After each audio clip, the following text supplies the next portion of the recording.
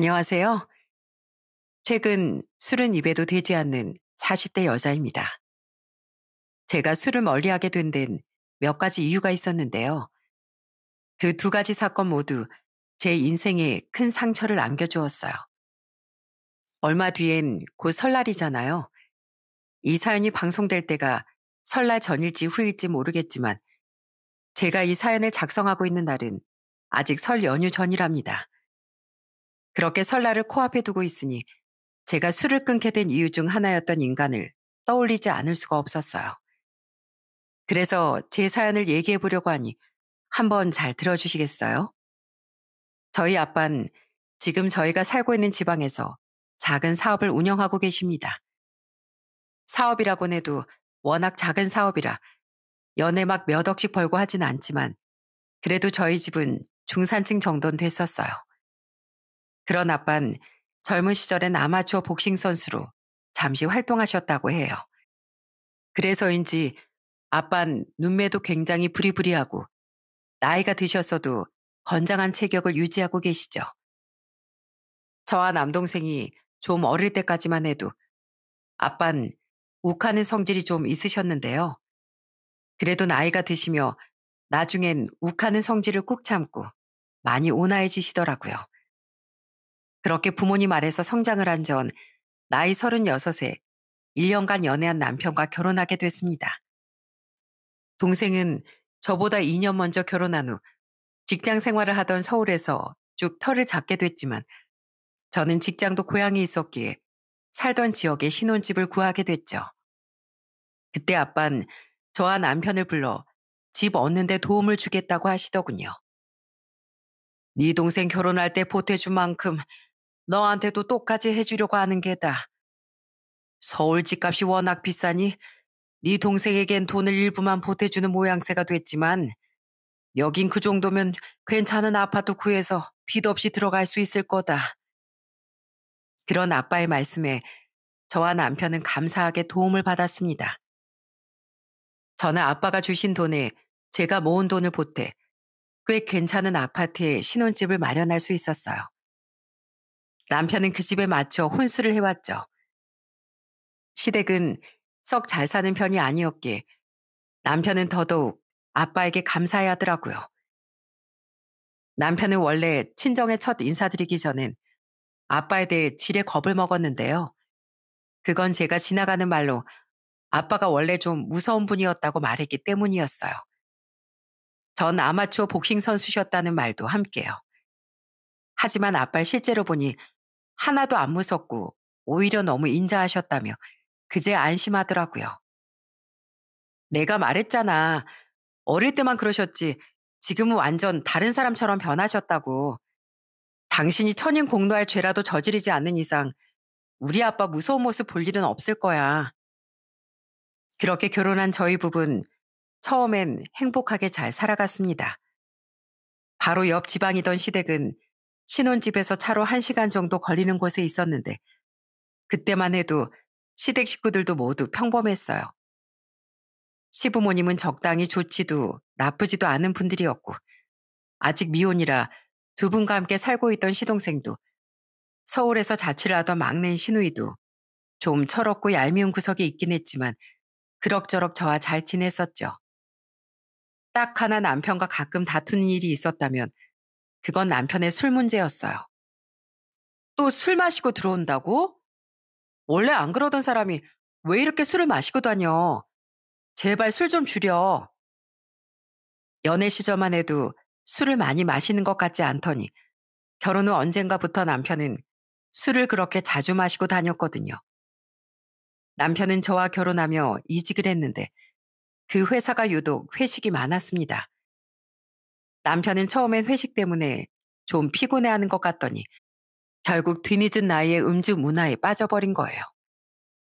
남편은 점점 회식이 아닌 날도 친구들과 술을 마시고 들어오는 날이 잦아졌습니다. 그것도 잔뜩 취해서요. 내가 술 마시면 취할 때까지 마시지 말고 적당히만 마시랬잖아. 근데 또 취했어? 취하니까 이렇게 기분이 좋다는 걸 전에 왜 몰랐을까?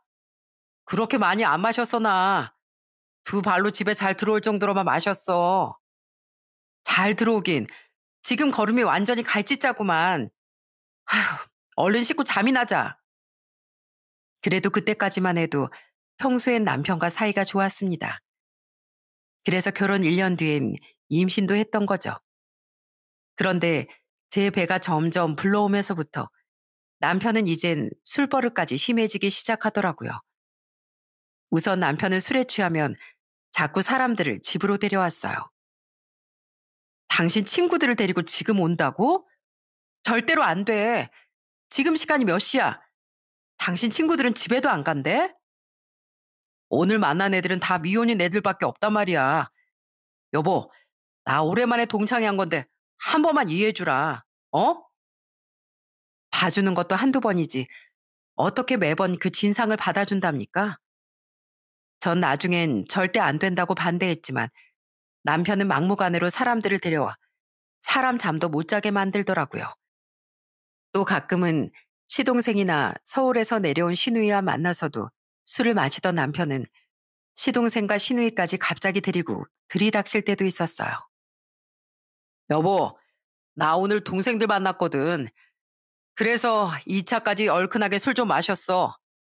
애들 데리고 간단하게 딱 한 잔만 더 하게. 한 30분 있다 집에 도착할 테니까. 장어. 그래, 장어 좀 사서 구워놔. 뭐? 도련님하고 아가씨가 또 온다고? 장난쳐 지금? 오면 온다고 미리나 말해주던가. 지금 시간이 11시야, 11시. 임신하고서도 어떻게든 오래 맞벌이하겠다고 용수는 나한테 미안하지도 않아? 아이, 내 동생들은 가족이잖아. 가족이 간다는데 그렇게 야박하게 굴 거야?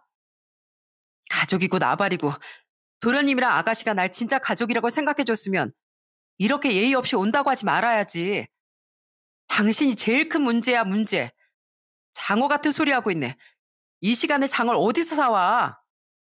아이, 배달 있잖아. 그 비싼 장어를 배달시킨다고? 돈이 썩어나니? 당신 용돈으로 알아서 사 먹든 말든 해. 난 잘 거야. 저라고 처음부터 시동생과 시누이를 반겨주지 않았겠습니까?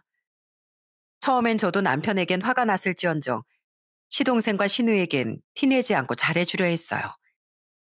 어쨌든 가족이니까 동생 같은 마음으로요. 그런데 두 사람은 그런 제게 전혀 미안한 기색도 없었고 남편과 마찬가지로 식탁만 죄다 어지럽혀 놓곤 다음날까지 치우지도 않고 가버리더라고요. 그랬으니 저도 그들이 달갑지 않았던 거예요. 그런데도 시동생과 시누인 꾸역꾸역 뻔뻔하게 남편과 집에 들이닥치곤 했죠. 제가 오지 말라고 분명히 말을 했는데도요. 한 번은 저도 너무 화가 나서 두 사람에게까지 소리를 빽 질렀습니다. 아마 그때가 우리 아들이 태어난 지 몇 달 정도밖에 안 됐던 때였을 거예요. 두 사람 진짜 너무한 거 아니에요? 남매끼리 만나서 술 마시는 거 좋죠. 근데 제가 갑자기 술 먹고 들이닥치는 거 불편하다고 말했으면 밖에서 다 먹고 잠은 시댁 가서 자도 되잖아요. 도련님은 원래 시댁에 살고 아가씨도 부모님 집이 더 편할 거 아니에요. 형수님, 이게 그렇게까지 화내실 일이에요? 우리 가족이잖아요. 그리고 저흰 그냥 형 집이 더 세련되고 좋으니까. 뭐라고요? 그렇게 세련된 곳이 좋으면 차라리 셋이서 호텔을 잡고 놀지. 왜 여기 와서 자꾸 날 괴롭혀요? 어쩜 그렇게 이기적인 소리를 하세요? 이 집에 사는 전 그럼 불편해도 된다 이거예요? 두 사람 맨날 와서 먹은 건 한 번 치운 적도 없고 고맙다, 미안하다는 소리도 나한테 한 번 한 적 없잖아요. 게다가 두 사람 오면 우리 아들 잠 깨서 저 더 힘들다고요. 또 오기만 해봐요. 아예 비밀번호 바꿔놓고 문도 안 열어줄 테니까. 제가 그렇게까지 고래고래 화를 내자 그제야 시동생과 시누인 더 이상 술을 먹고 남편과 저희 집에 오지 않게 됐습니다. 여보, 그래도 동생들이 형 오빠 집에 온 건데 그렇게까지 면박을 줬어야 했어? 애초에 당신이 안 데리고 왔으면 면박당할 일도 없었잖아. 어디서 날 나쁜 사람 만들려고 들어? 왜? 동생들 앞에서 망신당하니까 창피해? 당신 아내한테 이렇게 잘못하고 사는 거나 창피해 좀. 남편은 그런 제게 불만을 표출했지만 저는 논리적으로 입을 꾹 다물게 만들었어요. 하지만 소기에 경이 끼었는지 남편은 며칠 뒤에도 정신 못 차리고 이번에 회사 사람들을 끌고 온다며 또 전화를 제게 걸었더라고요. 그때 절대 오지 말라고 소리친 전 정말 비밀번호를 바꾸고 문도 안 열어줬습니다. 제 말을 듣지 않고 회사 사람들을 끌고 왔던 남편은 단단히 망신을 당한 거죠. 그제야 남편은 술에 취해 사람들을 집에 데리고 오는 일을 그만두더라고요. 대신 남편은 술버릇이 더 진상이 되기 시작했어요. 그곳으로 여행을 떠나요. 후! 한동안 남편은 술에 취해서 집에 들어올 때마다 샤워를 하며 고래고래 노래를 부르더라고요. 그 소리 울리는 곳에서 그 늦은 밤에 말이죠. 덕분에 경비실과 다른 집들에게서 엄청난 민원이 들어왔죠. 정말 너무 창피하고 죄송해서 저는 허리가 90도가 넘어가도록 그때마다 사과를 드렸어요. 나중엔 너무나 죄송한 마음에 경비실과 근처 세대들의 선물까지 돌렸습니다. 죄송합니다. 정말 죄송해요. 당신도 원래 허리 숙여서 사과드리지 못해? 아, 참 진짜. 내 집에서 내가 노래 부른다는데 되게 눈치 주네. 조용히 하라고 좀. 아직도 술 덜 깼어? 프라이팬으로 뒤통수 쳐서 별이라도 보이게 해줘? 얼른 사과 안 드려? 또 남편은 한 번은 술에 취해서 상사에게 실수도 했습니다. 그날 남편은 회식이 끝나고 집에 들어오더니 소파에 앉아 휴대폰을 들고 누군가에게 마구 욕설을 하고 있더군요. 이 대머리 깍두기 개나리 자식아. 너 인생 그렇게 살지 마. 네가 부장이면 다야? 그런데 가만히 들어보니 그 상대는 바로 남편 회사의 부장이었더라고요. 저는 깜짝 놀라서 얼른 달려가 말리며 남편의 손에서 휴대폰까지 뺏어 들었습니다. 아, 나와봐. 이 자식 이거 처음부터 굉장히 마음에 안 들었단 말이야. 생긴 거 말라 비틀어진 미역 줄기처럼 생겨가지고 내가 오늘은 그동안 하고 싶었던 말 다 할 거야. 대체 내일 일어나서 얼마나 후회하려고 그래.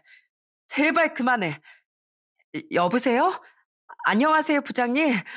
저 이 사람 안 사람인데요. 정말 죄송합니다. 이 사람이 지금 너무 인사불성이 돼서 다른 사람하고 착각한 것 같아요. 정말 죄송해요. 착각이요? 아닌 것 같은데. 우선 알겠습니다. 근데 남편분 회식 때도 술버릇 별로 안 좋아 보이던데 평소에 신경 좀 쓰셔야겠어요. 부장님은 불쾌한 듯 전화를 끊으셨어요. 정말 어찌나 망신스러웠는지 모릅니다. 그리고 다음날 일어난 남편은 역시나 이불을 걷어차고 소리 지르며 난리가 났더라고요. 왜 더 일찍 나 안 말렸어, 여보. 나 완전 망했어. 이제 회사를 어떻게 가. 박 부장 뒤끝 완전 긴 쫌생인데.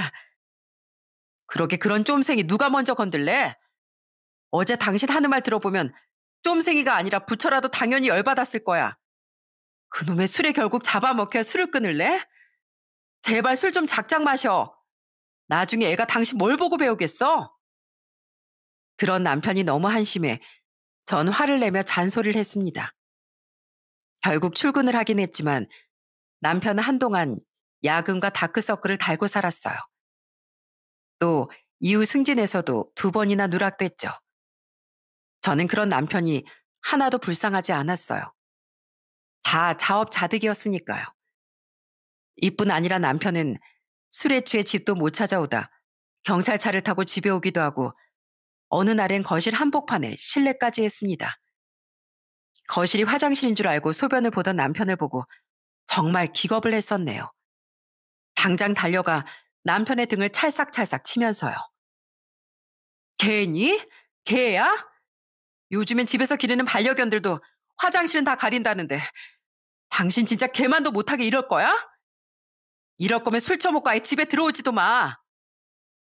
그날 일은 자신에게도 충격이었는지 남편은 한동안 술을 자중하는 듯 하더군요. 하지만 얼마 안 가 다시 원상복구가 되는데 정말 이골이 나더라고요. 그렇게 결혼 전과 너무 달라진 남편의 모습에 너무 배신감이 들고 힘들었습니다. 하나도 문제였던 건 저와 술 문제로 하루가 멀다고 싸우던 남편이 언젠가부터 시부모에게 저와 싸운 일을 이르기 시작했다는 거예요. 어느 날 시댁에서 시부가 남편에게 술을 권했는데 남편은 절 쓱 보더니 큰 소리로 빈정댔어요. 아, 이걸 마셔도 되나 모르겠네요. 저희 집사람이 제가 술 마신다고만 하면 그렇게 입에 거품을 물어서요. 남자가 사회생활 하면서 어떻게 술을 안 마실 수가 있겠어요? 진짜 결혼 생활하기 너무 힘든 것 같네요. 아버지, 어머니. 그러자 시부는 남자가 술 좀 마실 수도 있지. 왜 서방일에 그렇게 왈가왈부하니? 하며 제게 못마땅한 듯 말하더군요. 저는 기가 차서 그동안 남편이 한 실수를 전부 말해드렸어요. 제가 부부 사이를 어른들께 고자질하는 건 아니라고 생각해서 가만히 있었는데 이 인간이 먼저 자기 입으로 무덤을 파네요. 저 너무 힘들어요, 어머님, 아버님. 이 사람은 제 앞에서만 미안하다고 하면서 뒤에선 하나도 반성을 안 했나 본데 두 분이 혼 좀 내주세요.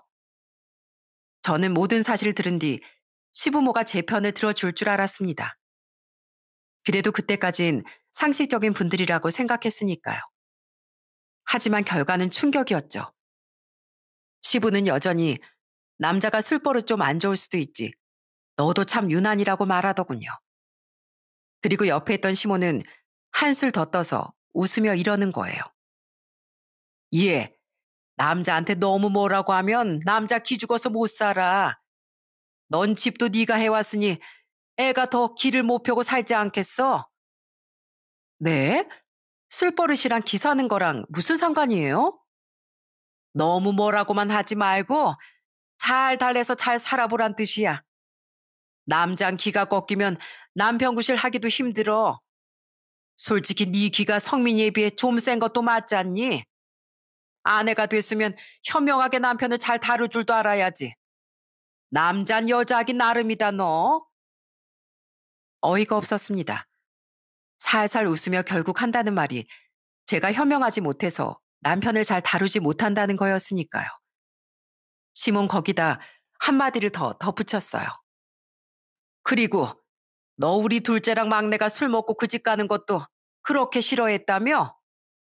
맏며느리가 돼서 시동생들한테 마음 좋게 쓰고 그러는 거 아니야. 안 그래도 한번 이 얘기 해주고 싶었는데 기왕 술 얘기가 나왔으니 하는 말이다. 집안의 평화는 다 며느리 하기 나름인 거 알지? 앞으로 믿는다. 그런 시모 뒤에서 시동생과 시누인 제 눈치를 보다 이내 먼 산 보는 척을 하더군요. 집안에 분란 만들기 싫어 아무 말 안 했더니 그 둘이 먼저 시모에게 일렀던 거예요.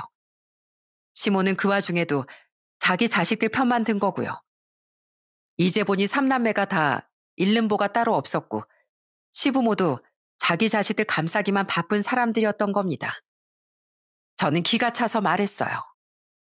어머님, 제가 저보다 2살이나 많은 애를 키우려고 결혼한 것도 아니고 아내가 싫다고 하면 고치려는 노력이라도 해야 하는 게 남편의 도리죠.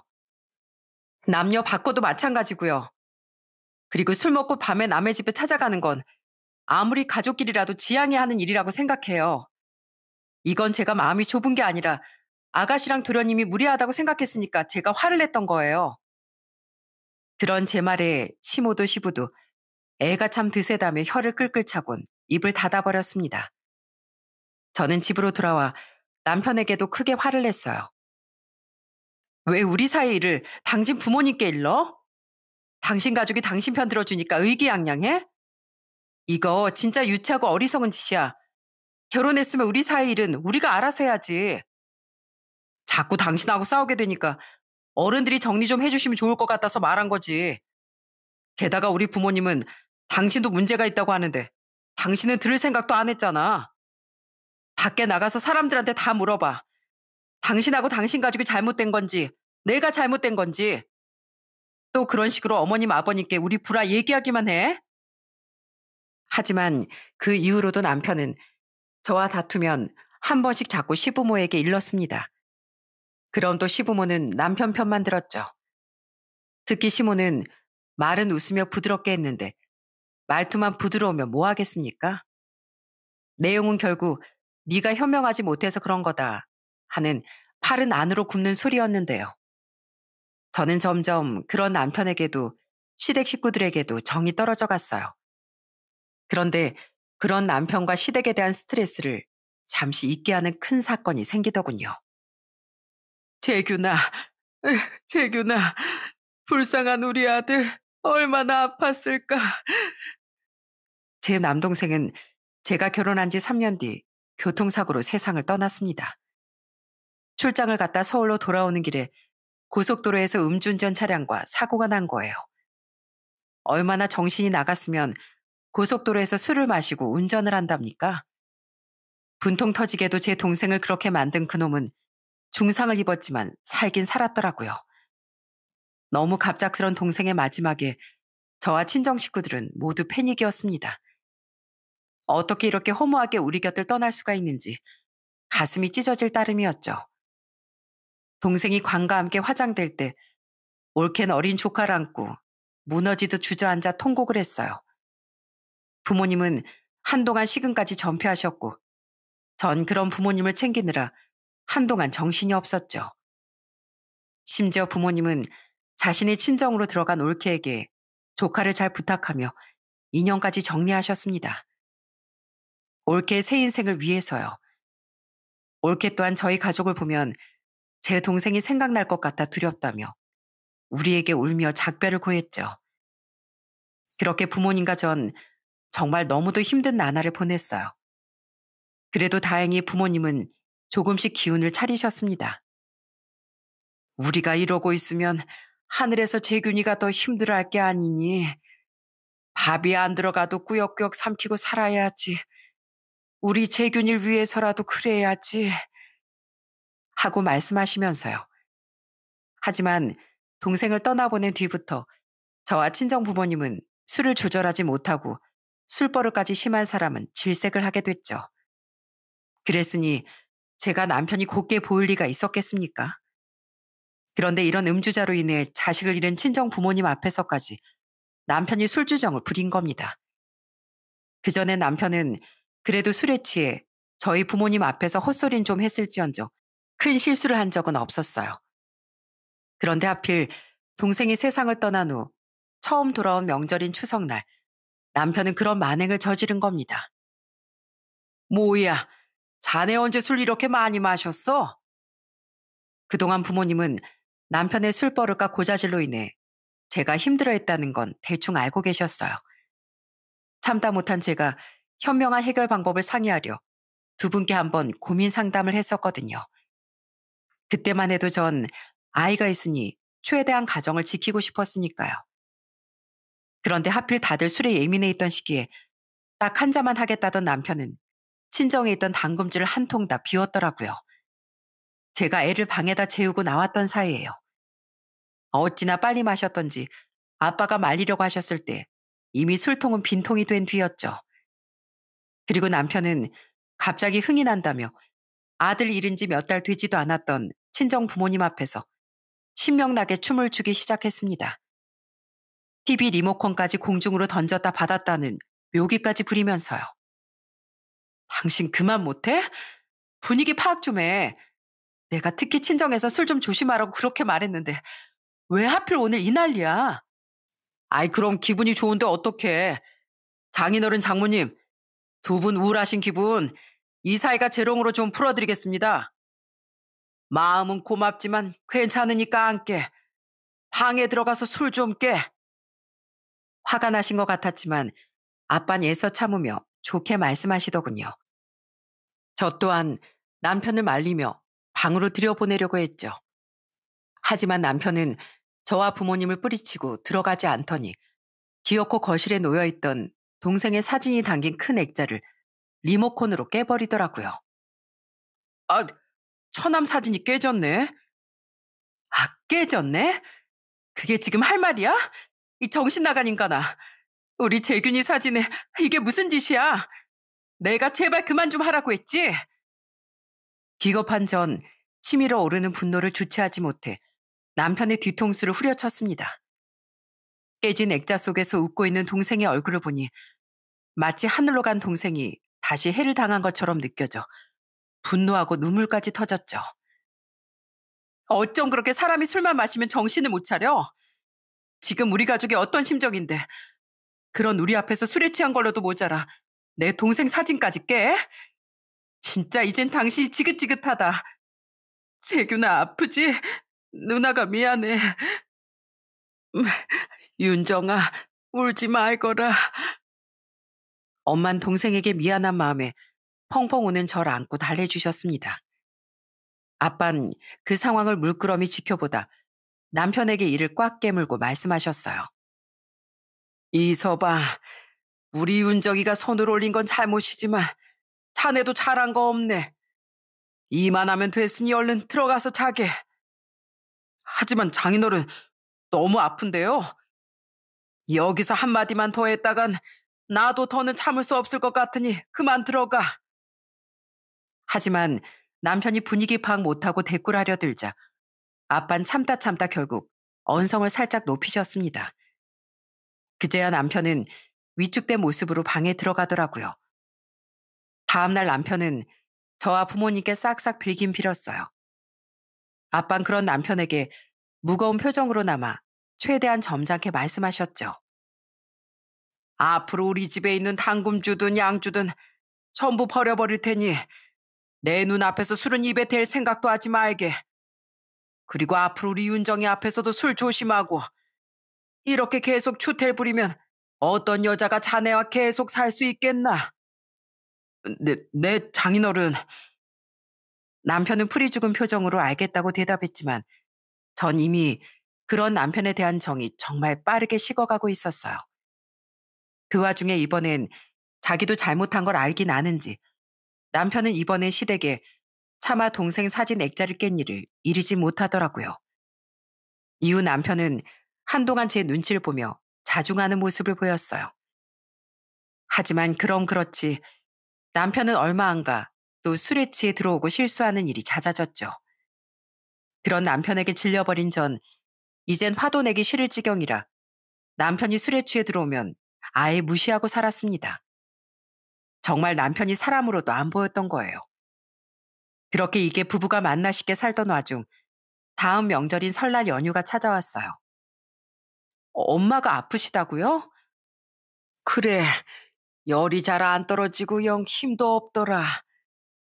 저희 부부는 원래 명절 전날 시댁에 가서 음식을 하고 하룻밤 잔 뒤 다음날 저녁집 친정에 가곤 했었습니다. 그런데 아빠께 엄마가 좀 아프시다는 얘기를 듣고 그 해엔 엄마가 걱정되어 평소보다 조금 일찍 친정에 가기로 말을 맞췄었어요. 점심만 먹고 시댁에서 일어나기로요. 솔직히 남편도 시댁 식구들도 다 싫어 시댁에 있기도 싫었지만 그래도 명절이니 전 꾸역꾸역 참고 명절 음식 준비를 했습니다. 그런데 다음 날이 명절 당일 남편은 대낮부터 낮술까지 먹으며 자리에서 일어나질 않더라고요. 그래도 명절이니 최대한 좋게 좋게 넘어가고 싶어서 전 남편에게 조용히 말했어요. 여보, 이제 친정 가야 되니까 술 그만 마셔. 운전은 애 카시트에 태우고 내가 하면 되니까 가면서 술 깨게 좀 자. 알았어. 알아서 일어날 테니까 좀 보채지 좀 마. 하지만 이미 취기가 오른 남편은 엉덩이가 쇳덩이처럼 무거웠는지 일어날 생각을 안 하더군요. 그리고 서울에 일이 있어 조금 전에 시댁에 왔던 시누이도 옆에서 제 말을 듣더니 그런 남편을 거들었어요. 새언니, 저 방금 왔는데 좀 더 이따 가세요. 오랜만에 봤는데 너무 아쉽잖아요. 형수님, 자꾸 형한테 친정 가자 하시면 갈 처가도 없는 저 너무 서러워요. 노총각은 웁니다, 울어. 그 와중에 눈치 없는 시동생도 술이 얼큰하게 올라선 실실 웃으며 농담 따먹길 하더라고요. 저는 짜증이 나서 말했어요. 아가씨도 명절이니까 부모님 보고 싶어서 여기 온 거고 도련님은 어머님 아버님 맨날 보고 사시잖아요. 제 남편도 어제부터 와서 하루 꼽아 어머님 아버님 뵙고요. 그럼 이제 저도 저희 부모님이 너무 보고 싶지 않겠어요? 게다가 저희 엄마가 아프시기까지 한데 이만 가봐야죠. 그래도 짜증을 최대한 누르며 전 차분하게 얘기를 했던 거예요. 그런 제 말이 마음에 안 들었는지 시부는 연거푸 술을 들이마셨고 시모는 오히려 남편에게 술을 한 잔 더 따라주며 제게 이렇게 말했습니다. 또 생긋 웃으면서요. 예, 모처럼의 명절인데 조금만 더 있다가 가. 성민이 말처럼 네 시누이도 방금 왔잖아. 저희 엄마 아프시다고 제가 어제부터 말씀드렸잖아요. 그런데 얼른 가라고 하시기는커녕 이러시면 저 서운해요. 어머 어머, 넌 무슨 말을 그렇게 하니? 아이 그럼 꼭 내가 나쁜 시어머니인 것 같잖아. 누가 안 보내준대? 조금만 더 있다 가라고, 조금만.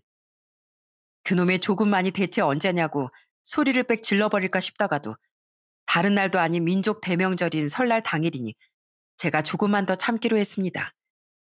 명절에 화를 부르면 1년이 운이 없다는 말도 어디서 들은 것 같아서요. 하지만 속이 너무 부글댔기에 방에 들어가 아이를 재우며 참을 인자를 새겼죠. 그런 제 마음은 신경도 쓰지 않은 채 시댁 식구들은 계속 술을 마시며 왁자지껄 난리가 났더라고요.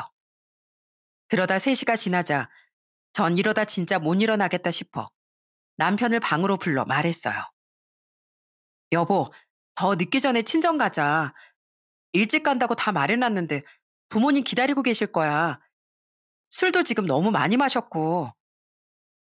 저는 이젠 동생도 올케도 없으니 두 분이서 쓸쓸히 우리를 기다리실 생각을 하며 남편에게 단호히 말했던 겁니다. 그런데 이놈이 갑자기 한숨을 푹 쉬더군요. 그리곤 그 방 탁상에 올려져 있던 제 휴대폰을 집어들더니 제게 툭 던지더라고요. 뭐야, 휴대폰은 왜? 그냥 오늘 말고 내일 간다고 문자나 보내드려. 나 지금 술 많이 마셨잖아. 그럼 어차피 장인 장모님도 안 좋아하실 거 아니야. 그리고 처가 가면 장인어른 나 술도 더 못 마시게 하실 텐데 나 오늘 이 기분 망치기 싫어. 우리 좀 늦게 간다고 장모님 안 돌아가셔. 뭐? 돌아가셔? 그리고 우리 부모님이 안 좋아하실 걸 알면 애초에 술을 덜 먹었어야지. 근데 이만큼 술을 먹은 것도 모자라 가면 술을 못 먹게 하니까 더 가기 싫다고? 지금 그게 할 소리야? 말이 그렇다는 거지 말이. 괜히 말꼬투리 잡지 마. 아이 몰라 몰라. 그리고 우리 어머니가 그러는데 사실 우리가 일찍 간다고 한 거 너무 서운하셨대. 다른 집 며느리들은 명절 당일 말고 그 다음 날이나 돼야 친정에 가는 사람들도 많다면서 말이야. 그래서 내가 괜히 죄송해서 우리도 내일 간다고 그냥 말씀드렸어.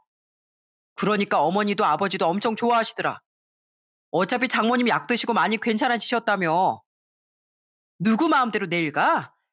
이미 다 얘기된 일인데 이제 와서 정말 화나게 할래?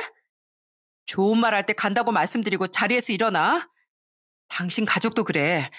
내가 엄마 아프셔서 일찍 간다고 다 말했었는데 어떻게 한 사람도 먼저 가라고 말을 안 할 수가 있어? 어떻게 날 오히려 잡아둬? 그 와중에 어머님은 심지어 내일 가라고 하셨다니. 진짜 어떻게 사람이 그래? 뭐? 나한테 서운? 당신 지금 우리 가족 욕하는 거야? 그래.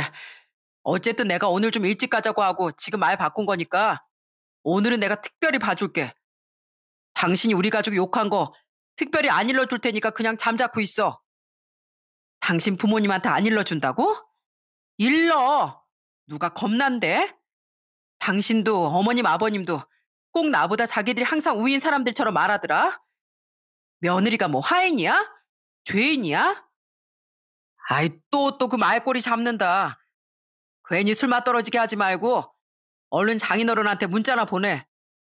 어, 문자 보내줄게. 어디 두고 봐. 술에 취한 남편은 눈에 뵈는 게 없는지 짜증을 있는 대로 내며 나가버리더군요. 기가 막혔어요. 그러니까 남편은 저번에 조금 혼도 났겠다. 가면 술도 못 마실 것 같으니 친정에 가기 싫었던 겁니다. 그걸 또 시모가 더 부추겼고요. 저는 너무 열이 받아 남편 말대로 아빠에게 문자를 보냈어요. 아빠, 저 이 사람이랑 도저히 못 살겠어요. 이 인간 또 술에 취해서 이젠 친정에도 가지 말래요.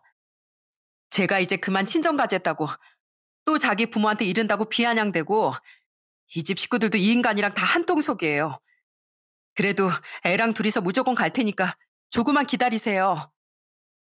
오지 말고 기다려라. 아빠가 데리러 가마. 무조건 이 아빠 갈 때까지 기다리고 있어. 그런데 아빠는 제 연락을 기다리셨던 건지 금세 답장을 보내셨습니다.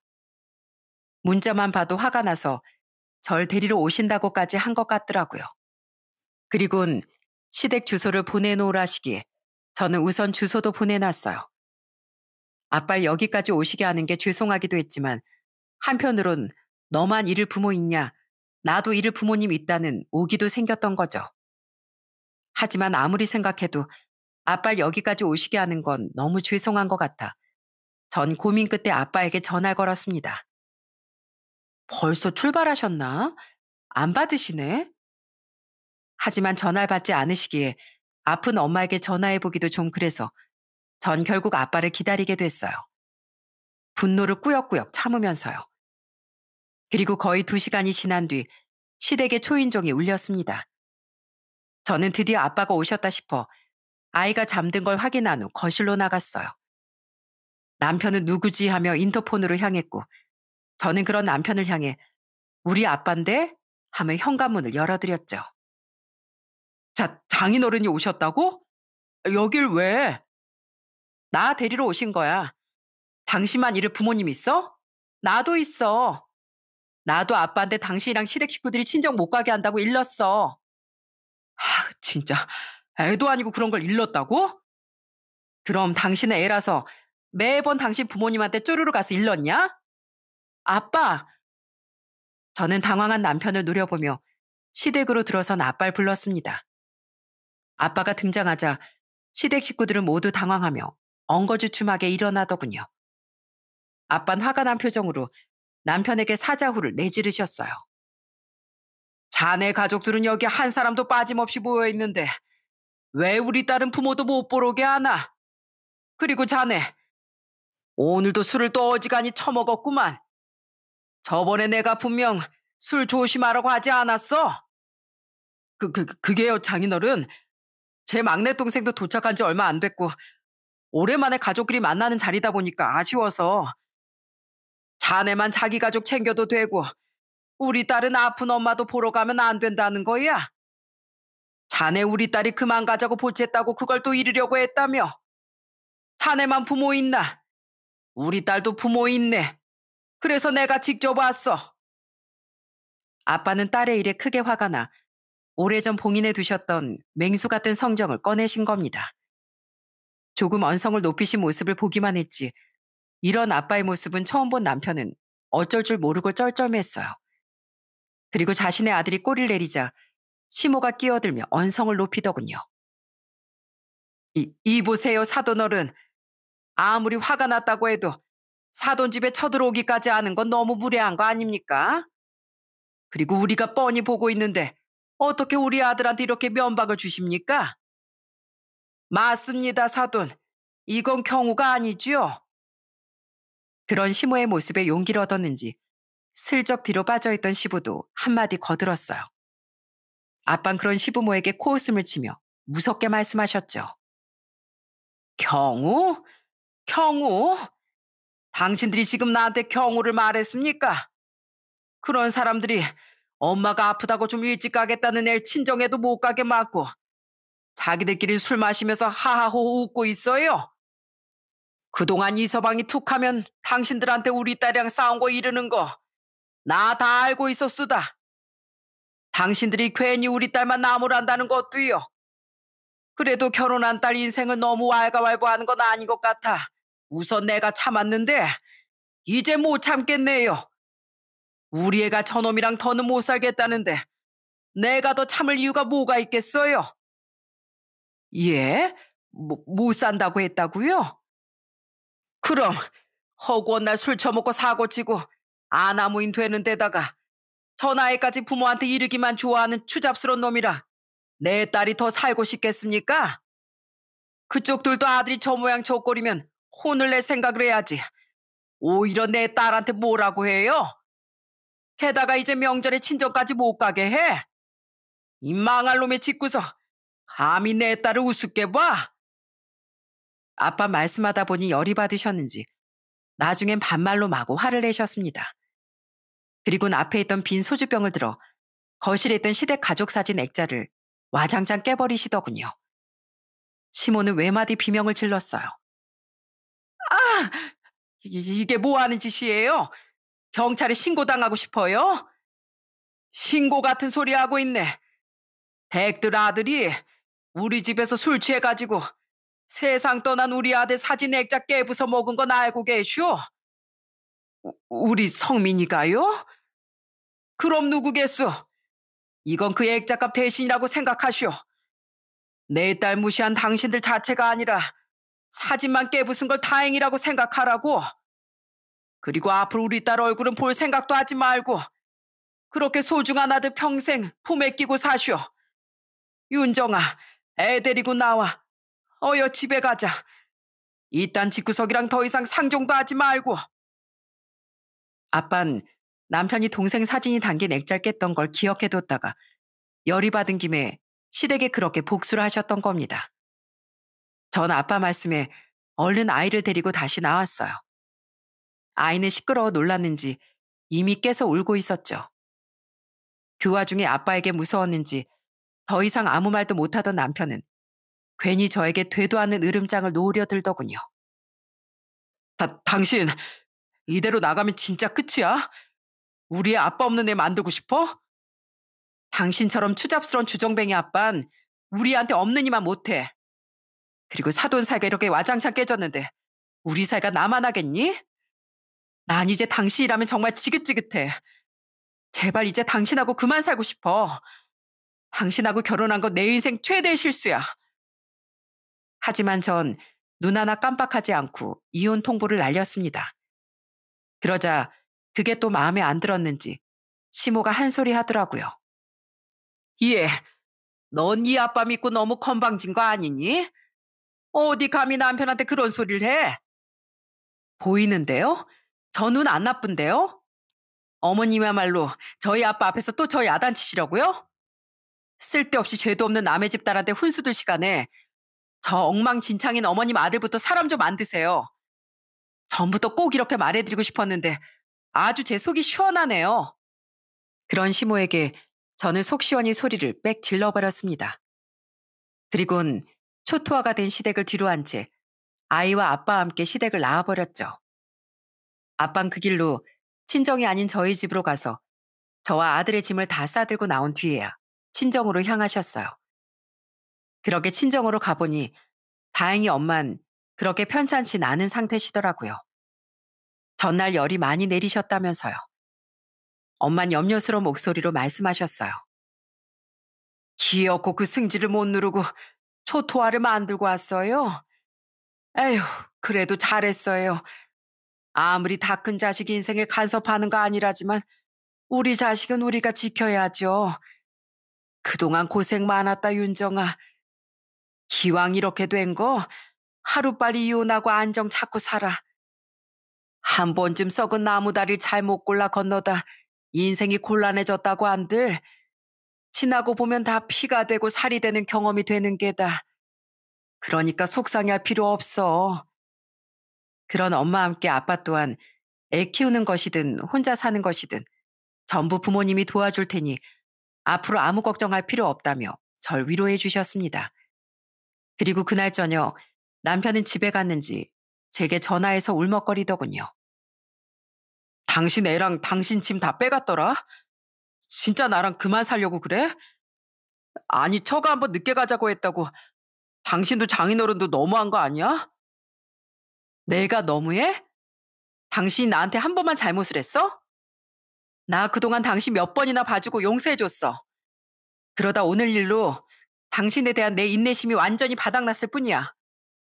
난 내 동생 아사간 그 음주운전자 생각나서 술에 취해 진상되는 당신 모습도 보기 싫고 나랑 싸우면 당신 부모한테 쪼르르 가서 이르는 당신 모습도 아주 지긋지긋해. 명절 끝나면 바로 집 부동산에 내놓을 거니까 그 전에 당신은 당신 부모님 집으로 들어가든 말든 알아서 해.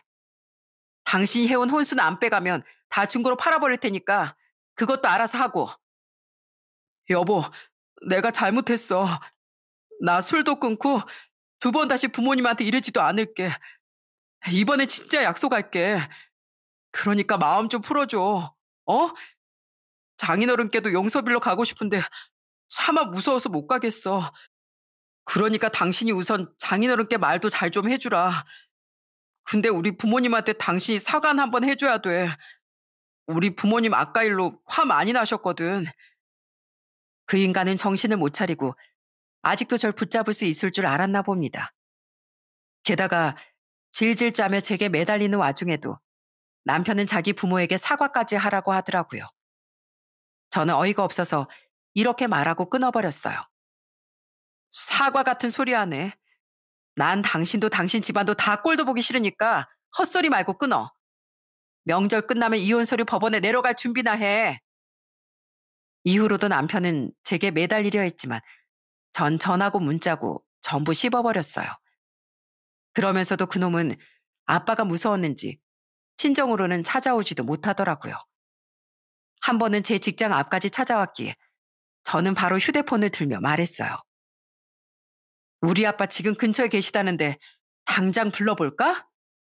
이번에 깨지는 건 네 뚝배기가 될 텐데 괜찮겠어? 그러자 그놈은 아빠라는 말에 기겁하며 바로 도망을 갔습니다. 결국 그놈은 제가 집을 내놓고 이혼에 대한 의사도 굽히지 않자 이혼 요구에 응할 수밖에 없었어요. 그동안 시모에게 한번 전화가 걸려왔었는데 전 받지도 않았죠. 어차피 들을 말도 없었고 할 말은 명절에 다 했다고 생각했으니까요. 그렇게 전 집을 팔고 이혼하게 됐습니다.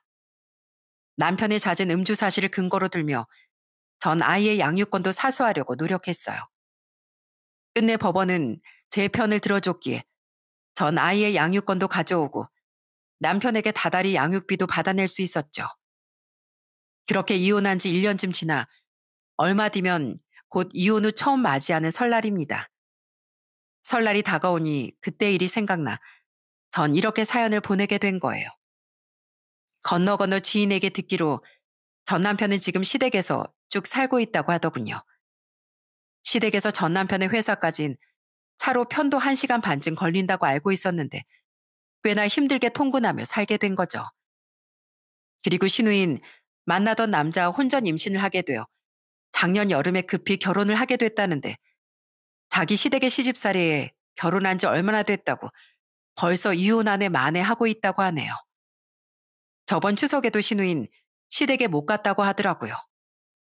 시댁이 제게 하려 한 짓을 신우이가 곱절로 돌려받은 거예요. 전 남편은 제가 자신의 연락을 받지 않으니 제게 건너 건너 자신의 이야기가 들어갈 수 있도록 후회한다 어쩐다 하며 하소연을 하고 있다고 하더군요. 그걸 들은 한 지인이 제게 전 남편에게 들은 전 시댁 식구들의 근황을 얘기해 준 거죠. 야, 윤정아, 너 혹시라도 그 사람 연락하거든 절대 받지 말고 흔들리지도 마. 진짜 후회하고 반성했으면 술부터 끊어야 하는 거 아니니? 그러긴커녕 그 인간 사람들한테 하소연하고 다닐 때마다 술에 취한 목소리래. 나한테 전화했을 때도 술주정이었다니까? 어차피 흔들릴 생각도 없었지만 지인의 이야기를 들으니 정말 한심하다고 생각했습니다.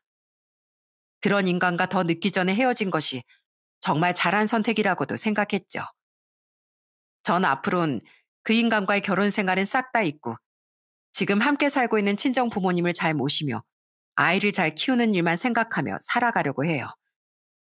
하늘에 있는 동생이 부모님 걱정을 덜 수 있도록 전 앞으로 재혼 생각은 없이 부모님 곁에서만 오래오래 살아갈 생각입니다. 모든 남자들이 그런 건 아니지만 왜 일부 남자들은 결혼만 하면 아내 또한 누군가의 소중한 자식임을 잊어버리는 걸까요? 참 애석한 일이 아닐 수 없습니다. 내 아내도 나만큼 귀한 누군가의 자식이고 처가 또한 자신의 부모만큼 소중한 존재임을 잊는다면 결국 그 사람은 남편 자격을 잃게 된다고 생각해요. 이제 곧 명절이 다가오는 만큼 이 사실을 보다 많은 사람들이 꼭 잊지 말았으면 좋겠습니다. 또한 한 가지 더 덧붙이자면 음주는 다른 사람과의 관계뿐 아니라 자기 자신조차 갉아먹는 무서운 존재니 항상 술에 대한 경각심도 모두 가지고 사셨으면 해요.